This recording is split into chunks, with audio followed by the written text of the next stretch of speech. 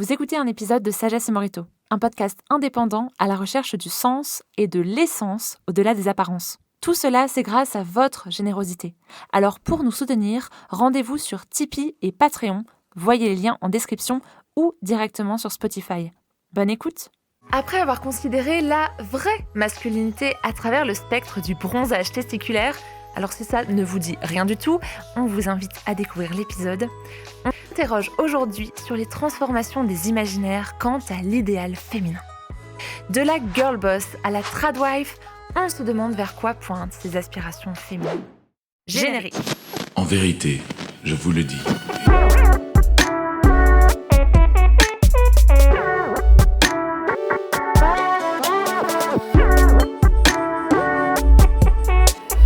It is like a finger pointing away to the moon. Bonjour et bienvenue dans ce nouvel épisode de Sagesse et Morito, le podcast à la recherche du sens au-delà des apparences. Et pour chercher le sens, j'ai à côté de moi mon super copain JC, C'est moi.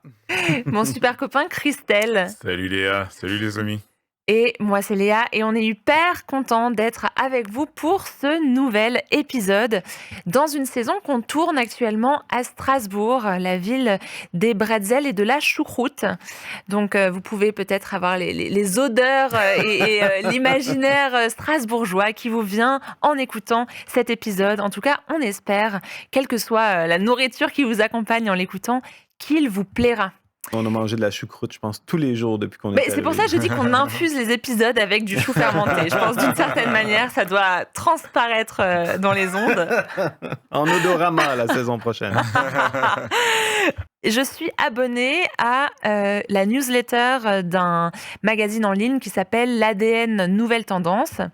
Et il y a quelques semaines, j'ai reçu la newsletter qui présentait les nouveaux articles. L'un d'entre eux qui s'appelait Bimbo, Sad Girl, Girl Boss, top des personas féminins qui parasitent nos imaginaires. Et vu qu'avec les garçons, on avait fait un épisode sur c'est quoi la vraie masculinité, à nouveau, si vous ne l'avez pas écouté, on vous y encourage. En tout cas, ça nous avait permis de voir plusieurs archétypes de l'homme et de réfléchir à, en fait, c'est quoi l'humanité et c'est quoi être homme, être femme. Je me suis dit, mais c'est parfait, c'est l'article qu'il nous manquait pour poursuivre la discussion.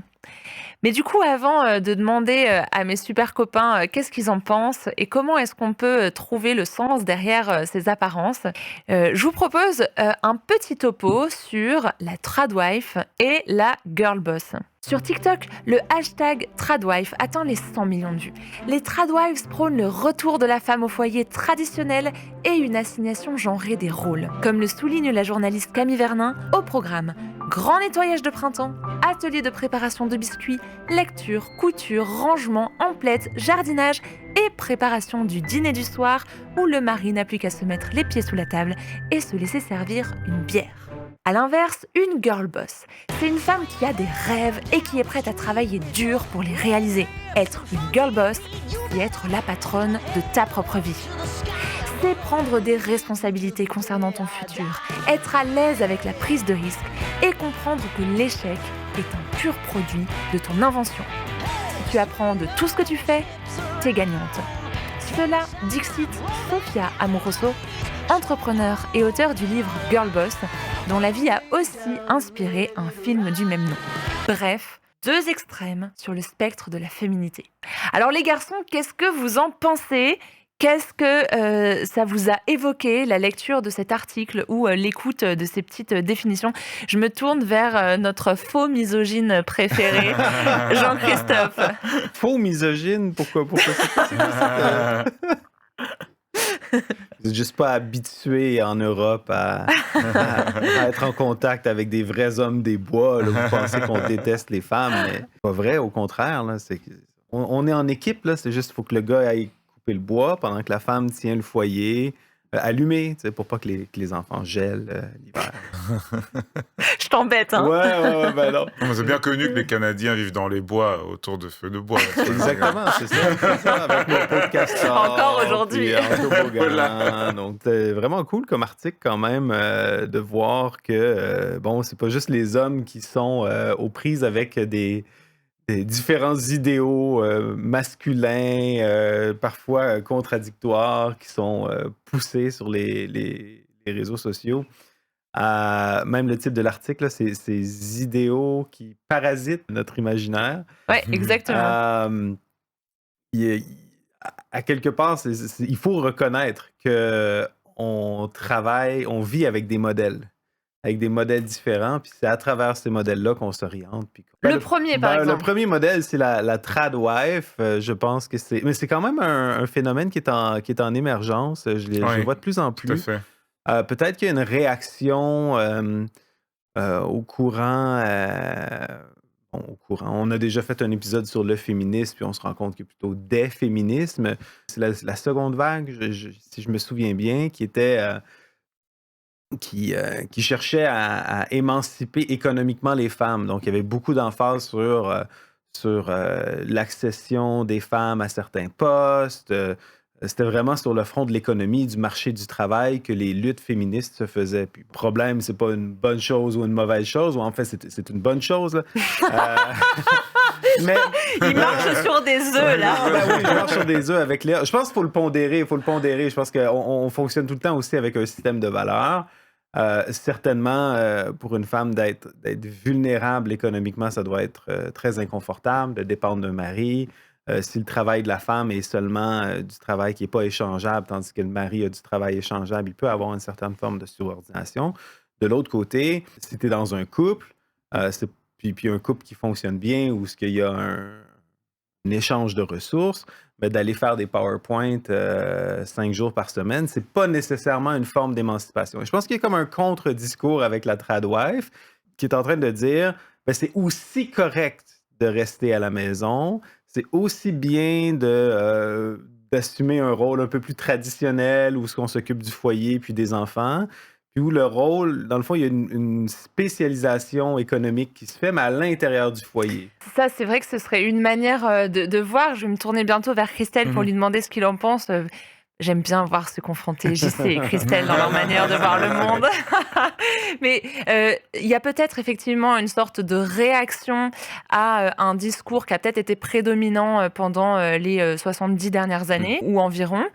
Mais j'ai l'impression que l'imaginaire de la tradwife tel qu'il est hyper visible sur les réseaux sociaux, c'est aussi un retour à la pin-up. C'est une certaine manière aussi de se présenter et en fait d'assumer une sorte de féminité qui finalement va très bien avec le discours de la deuxième et troisième vague du féminisme. Christelle, qu'est-ce que tu en penses? Oui, c'est vrai qu'il y a tout un imaginaire aussi visuel, voire même sexuel en fait, hein, de comment la femme se présente, avec tous ses avantages physiques, de séduction, mais en même temps elle est au foyer et elle gère le foyer. C'est une tension qu'on voit plus trop aujourd'hui. C'est-à-dire que si une femme s'affirme physiquement, ben c'est pour être indépendante plutôt, pour gérer sa vie, parce que c'est une meneuse, parce que c'est une femme qui a, voilà, elle a son boulot, elle gère sa vie.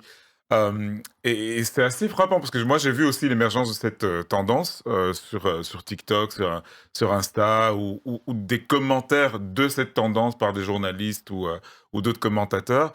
Et ce qui est assez phénoménal, c'est la taille, l'ampleur que ça a. Tu as mentionné qu'il y avait, l'article disait 120 120 millions millions. ça, de clics sur le hashtag tradwife. C'est assez significatif quand même. Je pense qu'il y a beaucoup de gens qui aujourd'hui pourraient être surpris, et beaucoup de femmes qui aujourd'hui pourraient être surprises qu'un modèle dit traditionnel du rôle de la femme soit aussi populaire. Et puis aussi, c'est les réseaux sociaux. C'est des réseaux sociaux qui sont beaucoup consommés par des jeunes femmes. Donc, c'est beaucoup de femmes qui sont dans la vingtaine, dans la trentaine, et même les militantes pour ce modèle-là Très jeunes, en sont fait. très jeunes, Ouais, sont ouais, très ouais. jeunes. Ouais. Oui, oui. Alors j'ai l'impression que la raison pour laquelle ça fait le buzz, c'est autant parce que ça peut en inspirer certaines que en rebuter complètement d'autres. Ouais. Et parfois, c'est l'attrait du clic pour les choses qui nous énervent Ouais. profondément. En, Je crois que c'est ouais. aussi ça le succès du hashtag. En même temps, je crois qu'il fallait s'attendre quand même à ce genre de retour du balancier parce que j'ai l'impression, moi, quand j'étais plus jeune, c'était presque mal vu d'être femme au foyer à un certain Mm. point. Tu sais. C'était comme, ah, ben, t'as pas réussi ta vie, t'as pas réussi ta carrière, que tu te cantonnes dans un rôle passéiste. Puis c'était comme si la femme au foyer était inférieure, dans le fond, à Ouais. celle qui a une carrière. Mais en même temps, ce qu'on remarque, par exemple, par rapport au rôle traditionnel, ben, c'est pas pour rien qu'il y a des rôles traditionnels aussi. Souvent, c'est le rôle traditionnel est presque une adaptation naturelle. Je donne un exemple. Hmm. Dans les pays où, par exemple, on essaie de... Non, mais pour vrai... Je me prépare. Doucement. Naturel, ça veut pas nécessairement dire normatif. Là. C'est pas toutes les femmes devraient être des femmes au foyer, toutes les femmes devraient être mères. Ma femme est pas une tradwife, loin de là. Quoique elle tient très bien son foyer, Sandra. Je suis Fais fier gaffe de à ce que toi. tu dis. Je fais très attention. Là, elle va écouter ça dans la voiture. Là, ça se peut que dans quelques semaines... Dis-lui que tu l'aimes. Rappelle-lui que je tu t'aime l'aimes. beaucoup, Sandra. Je t'aime beaucoup. Mais non, c'est comme l'exemple, on dit tout le temps, ah, ben, les filles, ils aiment les Barbies, mais c'est par socialisation, puis les petits gars aiment les voitures, puis c'est par socialisation, puis si on les forçait pas à aimer les voitures ou les G.I. Joe ou les Barbies, ben, ils seraient pas cantonnés dans ces archétypes masculins et féminins. Ce qu'on se rend compte, c'est que quand les enfants sont libres de choisir certains types de jeux, ils vont naturellement aller vers... des jeux qui sont associés à leur genre, sans nécessairement qu'on les force. Moi, ma petite fille, c'est très drôle. Mes gars, quand ils jouaient aux Barbie avec les Barbies de leur sœur, ben, c'était des batailles de Barbie, c'était comme des personnages qui faisaient des acrobaties, des choses comme ça. Est-ce qu'ils enlevaient les têtes Ouais. des Non, Barbie non, pour non, les il était quand même décapiter? respectueux, mais il Moi, enlevait je les faisais ça vêtements. quand Des j'étais fois, petit avec les c'était... Puis ma petite fille, j'ai le souvenir de ma petite fille avec un genre de voiture à roulettes qu'elle emmaillotait dans un... Elle jouait avec une voiture, elle l'emmaillotait, puis elle versait la voiture. Là. Donc, à quelque part, je crois que le mouvement Tradwife ouvre une porte à plusieurs femmes qui diraient, ben, oui, pour une carrière, mais moi, ce que je veux vraiment faire, c'est être à la maison, puis prendre soin de mes enfants, puis pas avoir à coordonner ça avec un horaire de travail puis des responsabilités. Grand bien leur en face. Ouais. Moi, j'ai pas l'impression qu'il y avait vraiment besoin du buzz immense du hashtag Tradwife pour réhabiliter le fait que non seulement c'est OK d'être femme au foyer, mais qu'en plus, c'est un job à temps plein et que c'est hyper valorisé. Parce que même si je suis d'accord, on entend ce discours parfois, ah, mais quand même, une femme, ça doit sortir, travailler, séparer des enfants, nanana. On entend aussi beaucoup, moi j'ai l'impression, depuis que je suis enfant, punaise, quelle championne, quoi. Elle reste à la maison pour s'occuper de la maison. Et ben franchement, c'est aussi une girl boss, mais boss de son foyer. Mais c'est quoi le sens derrière Tradwife? Qu'est-ce que ça vient dire sur la femme? Parce que Sagesse et Morito, l'essence derrière les apparences. J'y sais. Moi, par rapport au sens, je fonctionne avec cette idée-là de sortir les gros mots, là, mais comme l'arché et le téla, c'est des concepts philosophiques, mais c'est-à-dire le commencement et la fin, l'origine et la fin, la finalité. Qui sont des mots grecs. Ouais, c'est ça. Puis l'idée, c'est que... On aime bien parler en grec dans Sagesse et Morito. Ça donne une aura comme ça d'intellectualisme. Non, je t'embête. Non, mais ça aide à comprendre. Parce que la question du sens, le sens, c'est tout le temps lié à la direction en 2 points. Puis c'est de comment est-ce qu'on va de l'origine à la finalité. Puis on a parlé dans des épisodes passés, cette idée-là même d'ordre naturel ou pourquoi est-ce que... C'est ça, d'ordre naturel, sans aller trop dans les détails. Donc, la question de l'origine de la femme dans une conception de Tradwife, c'est que la femme est faite pour devenir mère, est faite pour s'occuper d'un foyer. de bénéficier de ce que fait son homme pour elle et ses enfants, puis de l'autre côté, d'utiliser ça pour justement prendre soin des enfants, puis prendre soin de son mari. Euh, Ce que ça veut dire, c'est que si tu nais avec cette mentalité, si tu grandis avec cette mentalité-là, ben, ça oriente ton avenir. J'ai rencontré des jeunes femmes qui avaient vraiment cette aspiration-là d'être femme au foyer. Ben, si tu veux être femme au foyer, ta vie n'a pas vraiment de sens si tu ne trouves pas un mari Hmm. qui est prêt À subvenir à tes besoins, de subvenir fait. à tes Ouais. besoins, puis qui veut ce genre euh, De rôle. de rôle-là, d'économie, là, hein, parce que c'est ça le sens de l'économie. Et donc, il y a comme un danger là-dessus. C'est comme de dire, bah, peut-être pour ta vie, c'est un objectif louable de trouver un mari puis de te marier, mais de dire que le but de la femme ou que la femme devient pleinement femme seulement lorsqu'elle est Marié. mariée ou en tout cas en couple, associée, puis dans ce rôle-là, ben, c'est sûr que c'est limitatif, puis c'est normal qu'on le critique aussi. Ouais. Le sens de la Oh. femme ne dépend pas de celui de l'homme, dans le fond. Et c'est là qu'on se rend compte quand j'ai dit au départ qu'il était un faux misogyne, il fallait insister sur le faux, qui était le vrai mot des deux. Merci, JC. Alors du coup, à l'inverse total, on a la girl boss, où là, au contraire, c'est l'indépendance complète d'un homme et puis accéder à l'indépendance, notamment financièrement, économiquement.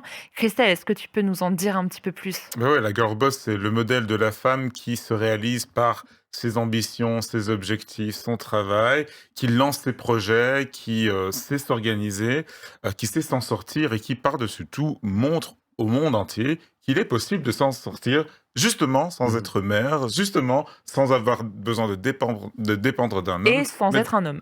Et voilà, et sans être un homme. Donc, en étant soi-même une femme, donc girl boss. Boss, c'est la patronne, la gérante, celle qui gère. Et puis, tu l'as mentionné dans ton topo tout à l'heure, c'est l'entrepreneuse Sophia Amoruso qui a lancé ça. Elle est partie, en fait, elle a créé un site de collecte de fripes, hein, donc des vêtements de seconde main, et puis a développé tout un empire, en fait, enfin, une immense entreprise, les fringues Nasty Girl, vilaine fille.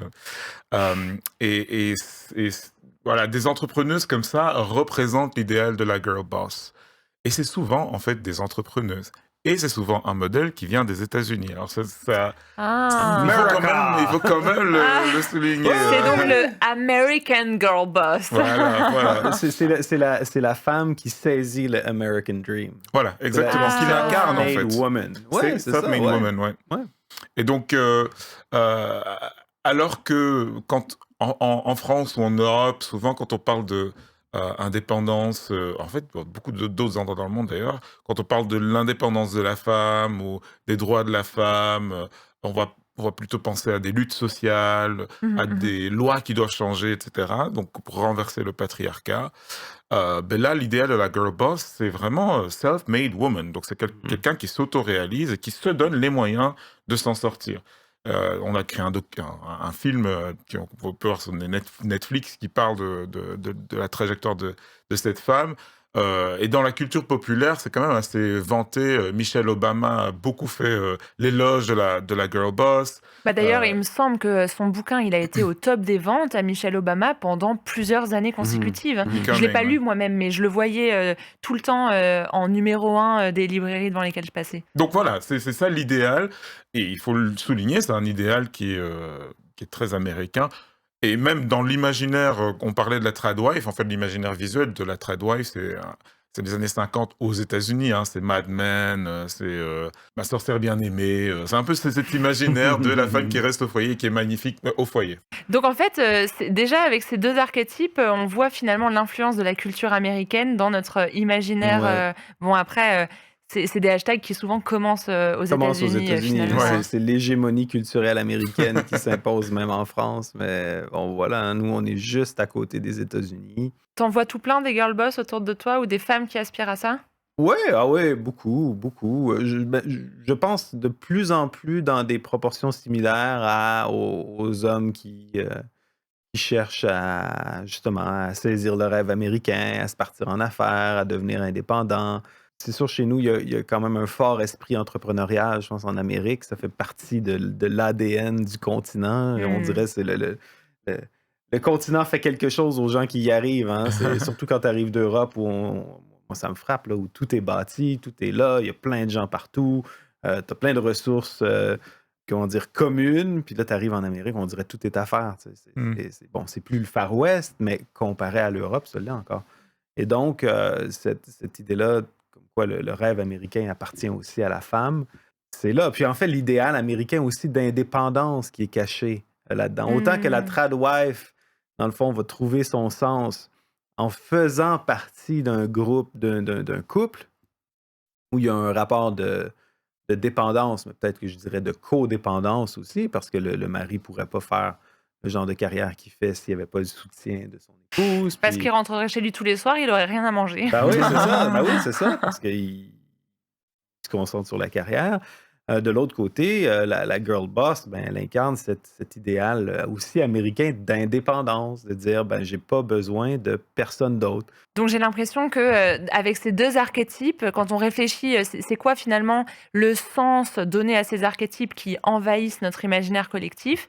On a affaire à des femmes qui sont dans tous les cas soumises, alors non pas nécessairement à un mari, mais à un modèle économique et Mm. à un modèle aussi politique, d'une manière dont doit fonctionner la société. Ouais. On est tous soumis. C'est vrai et c'est absolument pas la Ouais. conclusion de cet épisode Non, parce mais- que il y a d'autres archétypes, mais je trouvais ça intéressant. Peut-être que c'est parce que vous êtes politologue que finalement ça revient dans la conversation de voir, l'angle économique, politique, mais moi j'avais pas vraiment vu ça Mm. avant et je suis Mm. pas certaine que c'est à ça qu'on pense quand on voit les hashtags sur les réseaux sociaux. Non, non, non, bien sûr, mais tu fais très bien de le dire et de dire on est soumis. La vraie question, c'est à quoi est-ce qu'on est soumis? Parce qu'on est toujours soumis à quelque chose.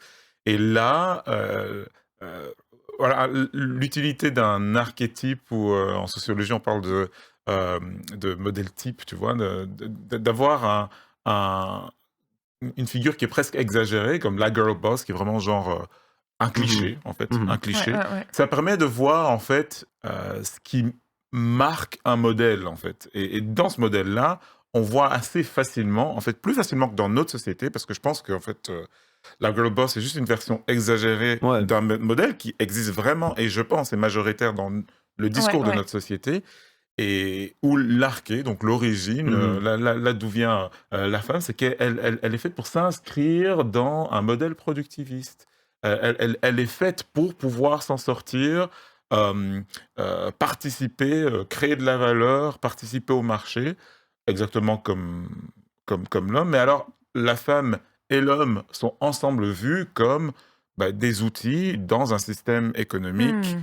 productiviste. Et donc, la Ouais. façon dont une femme se réalise, c'est en participant pleinement et en étant efficace dans ce système productiviste. Et Et puis, ouais, puis vas-y. non, vas-y, Ben je sens que ouais, tu veux dire puis, quelque chose, puis Jean-Christophe. comme ils se retrouvent dans le marché plutôt que dans le foyer, ben l'homme et la femme sont aussi souvent décrits comme en compétition l'un avec l'autre. Donc on va dire ah la femme va briser des plafonds de verre, comme s'il y avait aussi comme un genre de conspiration masculiniste pour empêcher la femme d'accéder à certains rôles ou certains postes. Puis on va tout le temps comparer les revenus de l'un et l'autre ou comment les femmes vont percer dans certains marchés de l'emploi. Et donc, ça crée, comment dire, ça impose à la question du genre ou de la famille des catégories du Capitaliste. marché Ouais. qui lui sont normalement étrangères. Hmm. Je veux dire, dans un foyer, bon, il y a des conflits, il y a des chicanes de ménage, qui va faire quoi, mais je veux dire, on n'est pas en compétition comme on l'est sur le marché du travail. Ou on devrait pas l'être, C'est dans ça. un monde Oui, c'est ça, idéal. idéalement. Mais Bon. mais comme tu le disais, si bien Christelle, on est tous soumis à quelque chose. La question, c'est à quoi? Mmh. On aime rarement ce terme de soumission, surtout quand on vient de voir que dans les archétypes qui sont hyper présents dans notre imaginaire collectif, l'indépendance est un mot qui revient très très souvent. Mmh. Et pourtant, cette soumission à des lois naturelles, à un univers qui fonctionne autour de nous et Ouais. sur lequel on n'a pas prise, Ouais. c'est une réalité. Et c'est une réalité spirituelle. Ça arrive souvent dans les Mhm. épisodes de Sagesse et Morito Ouais, ouais. de revenir sur cette idée-là. On va forcément être soumis à quelque chose. Ouais. On va forcément être soumis à une sorte d'entité qui nous gouverne. Certains l'appelleront Dieu ou divinité. D'autres peut-être lui donneront un autre nom. Mais même si elle n'est pas nommée, elle est là quand même. Ouais. Et j'ai l'impression dans cette métaphore, le capitalisme est un petit peu cette entité, ou même le rêve Ah, une américain. entité C'est un peu spirituelle. cette Ah entité ouais. spirituelle Ouais, qui tout à finalement fait. gouverne après tout ce qu'on fait. Et du coup, la question, c'est est-ce que je veux me laisser gouverner par ça? C'est comme les Romains, les classiques, hein, ils avaient une déesse du foyer, un dieu de la famille, ou un dieu du travail, ou du marché, ou de l'argent. Donc, à quelque part, cette idée-là d'adoration ou d'idolâtrie, c'est-à-dire le sens vers lequel on se prosterne et on s'oriente, ben, je pense qu'on l'a évacué dans nos sociétés modernes qui sont plus matérialistes, dans le sens qu'ils ne considèrent pas qu'il y a une réalité spirituelle. Je crois que c'est un modèle qui est, bon, je dirais qu'il est vrai, mais qui est aussi utile, ce modèle spirituel-là, Pourquoi? pour comprendre, pour comprendre justement cette notion-là qu'on sert tous quelqu'un. On Mmh. sert tous quelqu'un. L'idée même qu'on voit, l'idée de la girl boss, mais c'est qu'elle est girl boss à l'intérieur d'un système économique, à l'intérieur d'impératifs. Cette idée-là d'être son propre Dieu ou d'être complètement indépendant puis libre, ben, c'est Ubi à quelque part. Ben, ça me fait penser à une amie que j'avais quand j'étais encore aux études en Belgique. On parle d'école secondaire, donc c'est l'équivalent du collège et du lycée.